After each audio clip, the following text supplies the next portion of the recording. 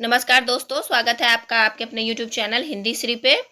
हम सभी एक नाटक जो जयशंकर प्रसाद द्वारा रचित है ध्रुव स्वामिनी, उसका अध्ययन कर चुके हैं और आज हम धर्मवीर भारती द्वारा रचित अंधा युग के नाटक का अध्ययन करने जा रहे हैं।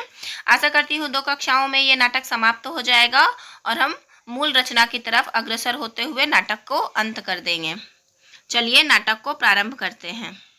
चलिए, नाटक की भूमिका कुछ इस प्रकार है जो धर्मवीर भारती द्वारा के लिखी है। अंधा युग कदापि ना लिखा जाता यदि उसका लिखना मेरे बस की बात रह गई होती। इस कृति का पूरा जटिल वितान जब मेरे अंतर में उभरा तो मैं असमंजस में पड़ गया। थोड़ा डर भी लगा कि इस अभिशप्त भूमि पर एक कदम भी रखा कि फिर बच कर नहीं लौटूंगा। पर एक नशा होता है अंधकार के गरजते महासागर की चुनौती को स्वीकार करने का, पर्वताकार लहरों से खाली हाथ जूझने का, अनमापी गहराइयों में उतरते जाने का और फिर अपने को सारे खतरों में डालकर आस्था के प्रकाश के, सत्य के, मर्यादा के कुछ क्षणों को बटोर कर बचाकर धरातल तक ले आने का। इस नशे में इतनी गहरी वेदना और इतना तीखा मुख सुख घुला मिला रहता है कि उनके आस्वादन के लिए मन बेबस हो उठता है। उसी की उपलब्धि के लिए यह कृति लिखी गई है। एक स्थल पर आकर मन का डर छूट गया था। कुंठा, निराशा, रक्तपात, प्रतिशोध, विकृति, कुरूपता, अंधापन, इनसे हिचकिचाना क्या, इन्हीं में तो मत्य के दुर्लभ कण छिपे हुए हैं। मृत्यु के, माफी चाहती हूँ, यहाँ मृत्यु होना चाहिए। इन्हीं में तो मृत्यु के दुर्लभ कण छिपे हुए हैं, तो इनमें क्यों ना निडर धंसूं। इनमें धंस कर भी मैं मर नहीं सकता। हम ना मरे, मरी है संसारा। पर नहीं, संसार भी क्यों मरे। मैंने जब वेदना सब की भोगी है तो जो सत्य पाया है वह अकेले मेरा कैसे हुआ। एक धरातल ऐसा भी होता है जहाँ निजी और व्यापक का बाह्य अंतर मिट जाता है। वे भिन्न नहीं रहते हैं। कहियत भिन्न न भिन्न, यह तो व्यापक सत्य है जिसकी निजी उपलब्धि मैंने की है। अतः उसकी मर्यादा इसी में है कि वह पुनः व्यापक हो जाए। धर्मवीर भारती, ये इस नाटक का भूमिका है। यहाँ देखिए नाटक का अंत लिखा हुआ है, नाटक का अंक लिखा हुआ है। नाटक का पहला अंक है कौरव नगरी, दूसरा अंक है पशु का उदय, तीसरा अंक है अश्वत्थामा का अर्ध सत्य, अंतराल है जहाँ पंख, पहिए और पट्टियाँ का जिक्र है, चौथा अंक है गांधारी का श्राप, पांचवा अंक है विजय, एक क्रमिक आत्महत्या और समापन है प्रभु की मृत्यु। ये आपको क्रम से याद रखना बहुत जरूरी है क्योंकि क्रम में आजकल ज़्यादा प्रश्न पूछे जा रहे हैं। तो पहला अंक मैं दोहरा देती हूँ। पहला अंक कौरव नगरी, दूसरा अंक पशु का उदय। ऐसे भी आप याद सकते हैं कि नगरी में पशु का उदय हुआ जहाँ अश्वत्थामा का सत्य आया। पशु का उदय हुआ जहाँ अश्वत्थामा का सत्य आया। फिर पंख, पहिए और पट्टियाँ दिखी, तब गांधारी ने श्राप दिया। और विजय, एक क्रमिक आत्मा, जब गांधारी श्राप देती है तो एक आत्महत्या होती है, तब प्रभु की मृत्यु होती है। इस प्रकार ट्रिक लगा करके भी आप चीज़ों को याद रख सकते हैं। चलिए अब नाटक के पात्र की ओर बढ़ते हैं। पात्र देखिए, अश्वत्थामा, गांधारी, धृतराष्ट्र, कृतवर्मा, संजय, वृद्धयाचक, प्रहरी 1, व्यास, विदुर, युधिष्ठिर, कृपाचार्य, युयुत्सु, गूंगा भिखारी, प्रहरी 2, बलराम और कृष्ण हैं। घटना काल ये भी बहुत महत्वपूर्ण है कि घटना काल अंधा युग में कब से कब तक का है। बहुत महीन अंतर के साथ इसके साथ प्रश्न पूछा गया है। तो आप ये ध्यान रखेंगे कि महाभारत के 18वें दिन की संध्या से लेकर प्रभास तीर्थ में कृष्ण की मृत्यु के क्षण तक, यहाँ आपको प्रभास तीर्थ से हटा दे करके कुछ और शब्द भी डाल दे सकता है। तो आपको इस चीज़ का ध्यान रखना है कि 18वें दिन तो सभी जानते हैं, लेकिन संध्या से लेकर प्रभास तीर्थ में कृष्ण की मृत्यु तक के क्षण का वर्णन अंधा युग नाटक में किया गया है। स्थापना अंधा युग का, अब देखिए परिदृश्य क्या है वो दिखाया है लेखक ने। नेपथ्य से उद्घोषणा तथा मंच पर नर्तक के द्वारा उपयुक्त भाव नाट्य का प्रदर्शन। शंख ध्वनि के साथ पर्दा खुलता है और मंगलाचरण के साथ साथ नर्तक नमस्कार मुद्रा प्रदर्शित करता है। उद्घोषणा के साथ साथ उसकी मुद्राएं बदलती जाती हैं। मंगलाचरण है ये।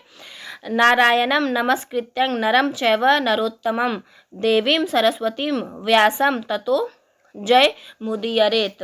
अब देखिए उद्घोषणा है। जिस युग का वर्णन इस कृति में है उसके विषय में विष्णु पुराण में कहा गया है। यहाँ भी आपका ये इससे भी रिलेटेड आपके प्रश्न बन सकते हैं कि जिस युग का वर्णन इस कृति में किया गया है उस विषय में, उसके विषय में कहाँ दिया गया है, कहाँ लिखा गया है। यहाँ आपको शिव पुराण, विष्णु पुराण, मार्कंडेय की रचित जो है ये सब रचनाओं का नाम दे करके आपको कंफ्यूज कर सकता है। तो आपको याद रखना है कि अंधा युग का जो ये है मतलब रिश्ता है वो किससे है, विष्णु पुराण से है। अब आगे संस्कृत पंक्तियाँ दी हुई हैं। तत्चानुनिदम मल्य पापलप हास वैवच्छे दात मार्थट जरगते संचयो भविष्यति। उस भविष्य में अर्थ धर्म अर्थ हासोन्मुख होंगे, क्षय होगा धीरे धीरे सारी धरती का। ये उसका हिंदी दिया हुआ है, ये उसका हिंदी दिया हुआ है। फिर से हिंदी देख लीजिए कि उस भविष्य में धर्म अर्थ हासोन्मुख होंगे, क्षय होगा धीरे धीरे सारी धरती का। उसके बाद संस्कृत है। तस्चार्थ एवाभिजन हेतु, सत्ता होगी उनकी जिनकी पूंजी होगी। कपट वोश धारण मेवा महत्व हेतु, जिनके नकली चेहरे होंगे केवल उन्हें महत्व मिलेगा। एवं चाति लुब्धक राजा सहा स्लैनाम अंतरद्रोणी प्रजा संश्रियस्वंती, राज शक्तियाँ लौलुप होंगी, जनता उनसे पीड़ित होकर गहन गुफाओं में छिप छिप कर दिन काटेंगी। गहन गुफाएं ये वे सचमुच की या अपने कुंठित अंतर की। गुफाओं में छिपने की मुद्रा का प्रदर्शन करते करते नर्तक नेपथ्य में चला जाता है। युद्धोपरांत यानी कि युद्ध हो चुका है, उसके बाद क्या हुआ है उसका वर्णन लेखक ने किया है। आगे देखिए, यह अंधा युग अवतरित हुआ जिसमें स्थितियां, मनोवृत्तियां, आत्माएं सब विकृत हैं। एक बहुत पतली डोरी मर्यादा की, पर वह भी उलझी है दोनों ही पक्षों में। सिर्फ कृष्ण में साहस है सुलझाने का, वह है भविष्य का रक्षक, वह है अनासक्त, पर शेष अधिकतर हैं अंधे, पथभ्रष्ट, आत्महारा, विगलित, अपने अंतर की अंध गुफाओं के वासी। यह कथा उन्हें अंधों की है, यह कथा ज्योति की है, अंधों के माध्यम से, और पटाक्षेप हो जाता है। यहाँ पहला अंक जो कौरव की नगरी है, पहला अंक कौरव की नगरी है। फिर पहला अंक स्टार्ट होता है 3 बार तुर्यनाद उपरांत कथा गायन होता है। 3 बार तुर्यनाद होता है, उसके बाद कथा गायन होता है। टुकड़े टुकड़े हो बिखर चुकी मर्यादा, उसको दोनों ही पक्षों ने तोड़ा है, पांडव ने कुछ कम, कौरव ने कुछ ज़्यादा। यह रक्तपात अब कब समाप्त होना है, यह अजब युद्ध है, नहीं किसी की भी जय, दोनों पक्षों को खोना ही खोना है। अंधों से शोभित था युग का सिंहासन, दोनों ही पक्षों में विवेक ही हारा, दोनों ही पक्षों में जीता अंधापन। भय का अंधापन, ममता का अंधापन, अधिकारों का अंधापन जीत गया। जो कुछ सुंदर था, शुभ था, कोमलतम था, वह हार गया। द्वापर युग बीत गया। और ये कथा गायन होते ही पर्दा उठने लगता है। यह महायुद्ध के अंतिम दिन की संध्या है, छाई चारों ओर उदासी गहरी, कौरव के महलों का सूना गलियारा है, घूम रहे केवल 2 बूढ़े प्रहरी। पर्दा उठाने पर स्टेज खाली है। दाईं और बाईं ओर से बर्छे और ढाल लिए 2 प्रहरी हैं जो वार्तालाप करते हुए यंत्र परिचालित से स्टेज के आर पार चलते हैं। प्रहरी 1 थके हुए। आप ये भी याद रखिएगा कि पहले कौन से पात्र कौन से अंक में आ रहे हैं। तो प्रहरी 1, प्रहरी 2 एक अंक में आ रहे हैं। प्रहरी 1 थके हुए हैं हम, पर घूम घूम पहरा देते हैं इस सूने गलियारे में। प्रहरी 2 सूने गलियारे में, जिसके इन रत्न जटिल फर्शों पर कौरव बधुएं मंथर मंथर गति से सुरभित पवन तरंगों सी चलती हैं, आज वे विधवा हैं। प्रहरी 1 थके हुए हैं हम, इसलिए नहीं कि कहीं युद्धों में हमने भी बाहुबल दिखाया है। प्रहरी थे कि हम केवल 17 दिनों के लोमहर्षक संग्राम में, भाले हमारे ये, ढाले हमारी ये, निरर्थक पड़ी रही अंगों पर बोझ बनी, रक्षक थे हम केवल, लेकिन रक्षणीय कुछ भी नहीं था यहाँ। प्रहरी 2, रक्षणीय कुछ भी नहीं था, यहाँ संस्कृति थी। यह एक बूढ़े और अंधे की, जिसकी संतानों ने महायुद्ध घोषित किए, जिसको अंधेपन में मर्यादा गलित अंग वैश्यासी प्रजाजनों को भी रोगी बनाती फिरी। उस अंधी संस्कृति, उस रोगी मर्यादा की रक्षा हम करते रहे 17 दिन। प्रहरी 1, जिसने अब हमको थका डाला है। मेहनत हमारी निरर्थक थी, आस्था का, साहस का, श्रम का, अस्तित्व का हमारे कुछ अर्थ नहीं था, कुछ भी अर्थ नहीं था। प्रहरी 2, अर्थ नहीं था, कुछ भी अर्थ नहीं था। जीवन के अर्थहीन सूने गलियारे में पहरा दे देकर अब थके हुए हैं हम, अब थके हुए हैं हम। चुप होकर वे आर पार घूमते हैं। सहसा स्टेज पर प्रकाश धीमा हो जाता है। नेपथ्य से आंधी किसी ध्वनि आती है। एक प्रहरी कान लगाकर सुनता है, दूसरा भौहों पर हाथ रखकर आकाश की ओर देखता है। प्रहरी, सुनते हो कैसी ध्वनि, यह भयावह। प्रहरी 2, सहसा अंधियारा होने लगा, देखो तो दिख रहा है कुछ। प्रहरी 1, अंधे राजा की प्रजा कहाँ तक देखे, दिख नहीं पड़ता कुछ। हाँ, शायद बादल है। दूसरा प्रहरी भी बगल में आकर देखता है और भयभीत हो उठता है। प्रहरी 2, बादल नहीं है, वे गिद्ध हैं, लाखों करोड़ों, आंखें खोले। पंखों की ध्वनि के साथ स्टेज पर और भी अंधेरा। प्रहरी 1, लो, सारी कौरव नगरी का आसमान गिद्धों ने घेर लिया। प्रहरी 2, ये याद रखिएगा कि सारी कौरव नगरी का आसमान किसने घेरा है, तो गिद्धों ने घेरा है। प्रहरी 2, झुक जाओ, झुक जाओ, ढालों के नीचे छिप जाओ, नरभक्षी हैं वे, गिद्ध भूखे हैं। प्रकाश तेज होने लगता है। प्रहरी 1, लो, ये मुड़ गए कुरुक्षेत्र की दिशा में। आंधी की ध्वनि कम होने लगती है। प्रहरी 2, मौत कैसे ऊपर से निकल गई। प्रहरी 1, अशकुन है, भयानक, वह पता नहीं क्या होगा कल तक इस नगरी में। विदुर का प्रवेश बाईं ओर से। प्रहरी 1, कौन है। विदुर, मैं हूँ विदुर। देखा धृतराष्ट्र ने, देखा यह भयानक दृश्य। प्रहरी 1, यहाँ याद रखिएगा विदुर का भी जो आगमन होता है पहले अंक में ही होता है। माफी चाहती हूँ। देखेंगे वे कैसे, अंधे हैं। प्रहरी 1 कह रहा है, देखे कैसे, वे अंधे हैं, कुछ भी क्या देख सके अब तक वे। विदुर, मिलूंगा उनसे मैं, अशकुन भयानक है। पता नहीं संजय क्या समाचार लाए आज। प्रहरी जाते हैं। विदुर अपने स्थान पर चिंतातुर खड़े हैं। पीछे का पर्दा उठने लगता है। कथा गायन हो रहा है कुरुक्षेत्र से कुछ भी खबर न आई, जीता या हारा, बचा खुचा कौरव दल। जाने किसकी लोथों पर जा उतरेगा यह नरभक्षी गिद्धों का भूखा बादल। अंतःपुर में मरघट की सी खामोशी, कृष्ण गांधारी बैठी हैं शीश झुकाए। सिंहासन पर धृतराष्ट्र मौन बैठे हैं। संजय अब तक कुछ भी संवाद न लाए। पर्दा उठने पर अंतःपुर कुशासन बिछाए सादी चौकी पर गांधारी। याद रखिएगा कि सादी चौकी पर गांधारी, एक छोटे सिंहासन पर चिंतातुर धृतराष्ट्र। विदुर उनकी ओर बढ़ते हैं। धृतराष्ट्र, कौन। संजय। विदुर, नहीं, विदुर हूँ महाराज। विह्वल है सारा नगर आज। बचे खुचे जो भी 10-20 लोग कौरव नगरी में हैं, अपलक नेत्रों से कर रहे प्रतीक्षा संजय की। कुछ क्षण महाराज के उत्तर की प्रतीक्षा कर। महाराज चुप क्यों हैं इतने आप। माता गांधारी भी मौन है। धृतराष्ट्र, विदुर, जीवन में प्रथम बार आज मुझे आशंका व्यापी है। विदुर, आशंका। आपको जो व्यापी है आज, वह वर्षों पहले हिला गई थी सबको। धृतराष्ट्र, पहले पर कभी भी तुमने यह नहीं कहा। विदुर, भीष्म ने कहा था, गुरु द्रोण ने कहा था। याद रखिएगा कि यह विदुर का कथन है। भीष्म ने कहा था, गुरु द्रोण ने कहा था, इसी अंतःपुर में आकर कृष्ण ने कहा था, मर्यादा मत तोड़ो, तोड़ी हुई मर्यादा कुचले हुए अजगर सी गुंजलिका में कौरव वंश को लपेट कर सूखी लकड़ी सा तोड़ डालेगी। ये बहुत महत्वपूर्ण कथन है और आपको याद रखना है कि ये अंक 1 से लिया गया है और विदुर द्वारा कहलवाया गया है। धृतराष्ट्र, समझ नहीं सकते हो विदुर, तुम। मैं था जन्मांध, कैसे कर सकता था ग्रहण में बाहरी यथार्थ और सामाजिक मर्यादा को। विदुर, जैसे संसार को किया था ग्रहण अपने अंधेपन के बावजूद। धृतराष्ट्र, पर वह संसार स्वतः अपने अंधेपन से उपजा था। मैंने अपने ही व्यक्तिक संवेदन से जो जाना था, केवल उतना ही था मेरे लिए वस्तु जगत। इंद्रजाल की माया सृष्टि के समान घने गहरे अंधियारे में एक काले बिंदु से मेरे मन ने सारे भाव किए थे विकसित। मेरी सब वृत्तियां उसी से परिचालित थीं।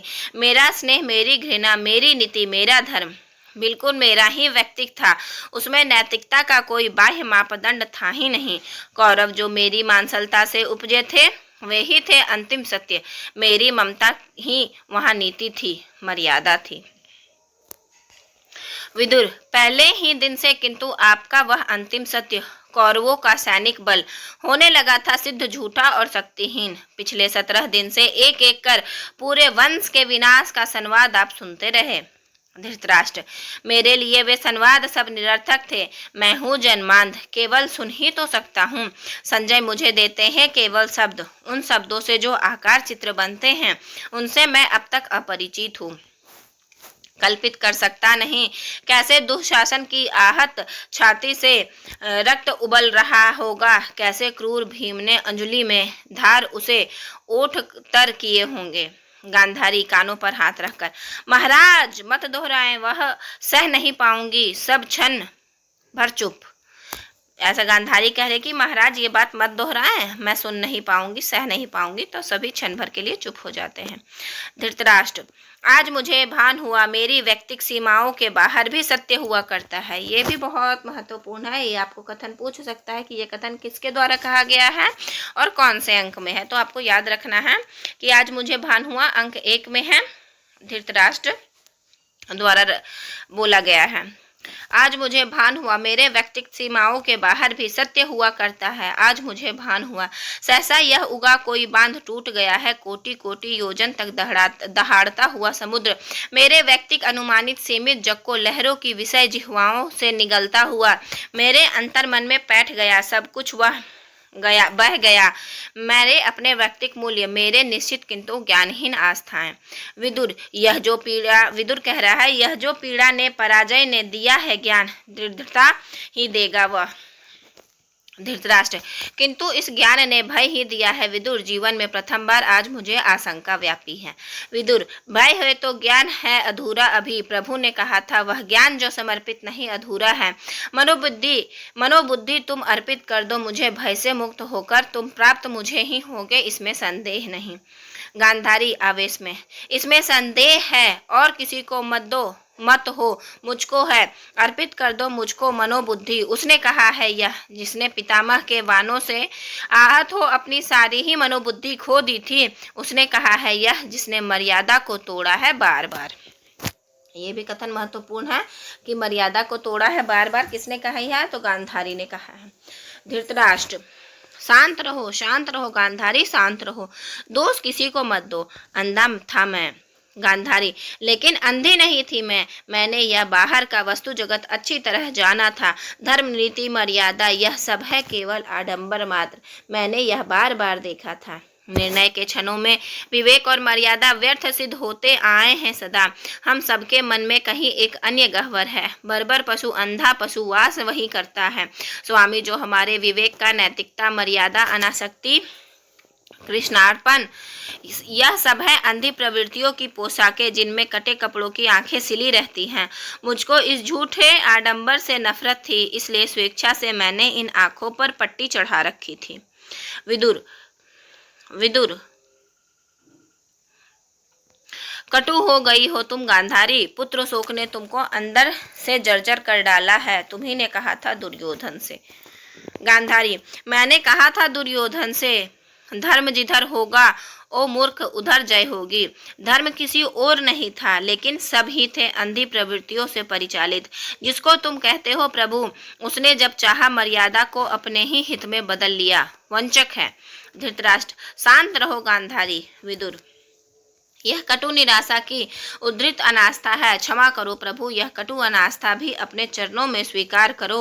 आस्था तुम लेते हो, लेगा अनास्था कौन? क्षमा करो प्रभु, पुत्र शोक से जर्जर माता गांधारी है। ये चरणों में स्वीकार करो कटु अनास्था, ये भी आपको याद रखना है कि विदुर द्वारा कथित है। गांधारी, माता मत कहो मुझे, तुम जिसको कहते हो प्रभु वह भी मुझे माता ही कहता है। शब्द यह जलते हुए लोहे की सलाखों सा मेरी पसलियों में धंसता है। 17 दिन के अंदर मेरे सब पुत्र एक एक कर मारे गए। अपने इन हाथों से मैंने उन फूलों सी वधुओं की कलाइयां से चूड़ियां उतारी है, अपने इस आंचल से सिंदूर की रेखाएं पोंछी हैं। नेपथ्य से आवाज आती है, जय हो दुर्योधन की जय हो, गांधारी की जय हो, मंगल हो, नरपति धृतराष्ट्र का मंगल हो। धृतराष्ट्र, देखो विदुर देखो, संजय आए। गांधारी, जीत गया मेरा पुत्र दुर्योधन, मैंने कहा था वह जीतेगा निश्चय आज। प्रहरी का प्रवेश होता है। प्रहरी, याचक है महाराज। याचक का प्रवेश। एक वृद्ध याचक आ रहा है। विदुर, याचक है उन्नत ललाट, श्वेत केसी, अजानुबाहु। यहाँ याद रखिएगा, याचक है, उसका कैसा रूप बताया गया है, उन्नत ललाट, श्वेत केसी और अजानुबाहु। उन्नत ललाट, ललाट जिसकी बड़ी है, श्वेत केसी यानी कि बाल जिसके सफेद हैं, और अजानुबाहु यानी कि जिसकी भुजाएं लंबी हैं।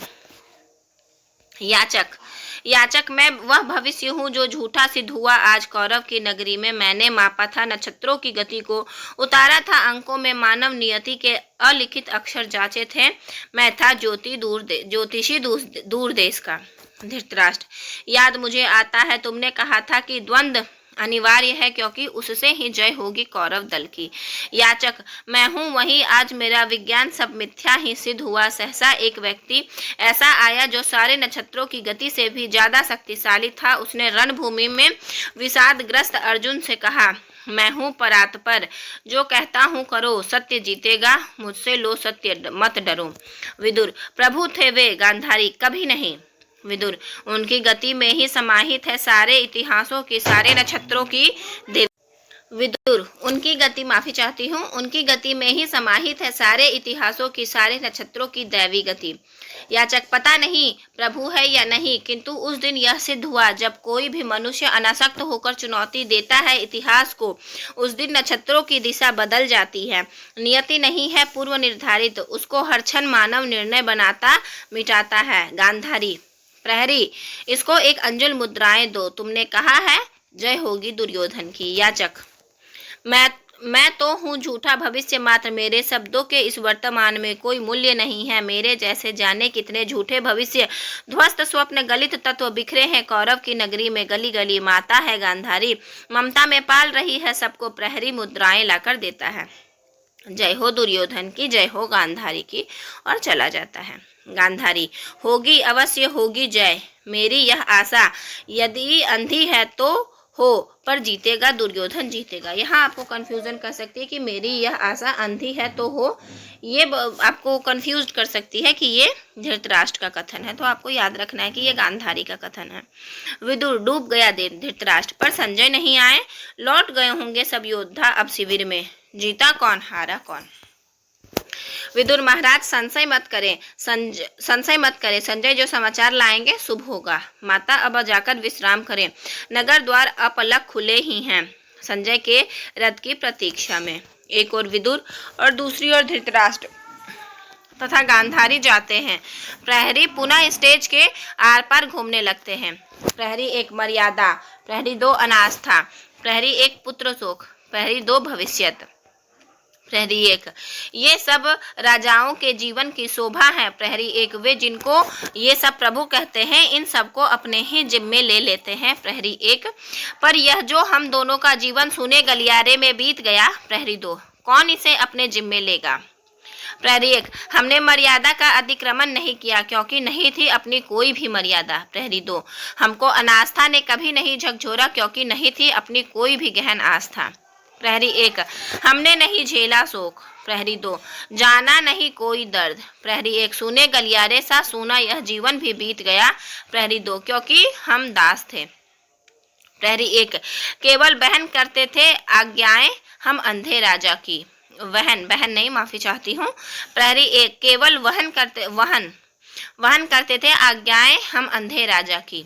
प्रहरी दो, नहीं था हमारा कोई अपना दुख का मत, कोई अपना निर्णय। प्रहरी एक, इसलिए सुने गलियारे में निरुद्देश्य चलते हम रहे सदा, दाएं से बाएं और बाएं से दाएं। प्रहरी दो, मरने के बाद भी यम के गलियारे में चलते रहेंगे सदा, दाएं से बाएं और बाएं से दाएं। चलते चलते विंग में चले जाते हैं और स्टेज पर अंधेरा धीरे धीरे पटाक्षेप के साथ कथा गायन हो रहा है। आसन्न पराजय वाली इस नगरी में सब नष्ट हुई पद्धतियां धीमे धीमे, यह शाम पराजय की, भय की, संशय की, भर गए तिमिर से ये सूने गलियारे, जिनमें बूढ़ा झूठा भविष्य याचक सा है भटक रहा टुकड़े को हाथ पसारे, अंदर केवल 2 बुझती लपटे बाकी, राजा के अंधे दर्शन की बारीकी, यह अंधी आशा माता गांधारी की, वह संजय जिसको वह वरदान मिला है, वह अमर रहेगा और तटस्थ रहेगा, जो दिव्य दृष्टि से सब देखेगा समझेगा, जो अंधे राजा से सब सत्य कहेगा, जो मुक्त रहेगा ब्रह्मास्त्रों के भय से, जो मुक्त रहेगा उलझन से संशय से, वह संजय भी इस मोह निशा से घिरकर है भटक रहा जाने किस कंटक पथ पर। तो कथन एक यही है। आपको 2-3 चीज़ें तथ्य याद रखनी है कि इस प्रथम अंक में कौन कौन आए हैं। तो प्रहरी 1, प्रहरी 2 विदुर, धृतराष्ट्र और गांधारी, और एक याचक, इतने ही लोगों का मतलब आए हैं इस अंक में, प्रथम 1 में। अब पृथक अंक दूसरा आता है पशु का उदय, जो हम अगली कक्षा में करेंगे। आपका धैर्य से बने रहने के लिए बहुत बहुत धन्यवाद।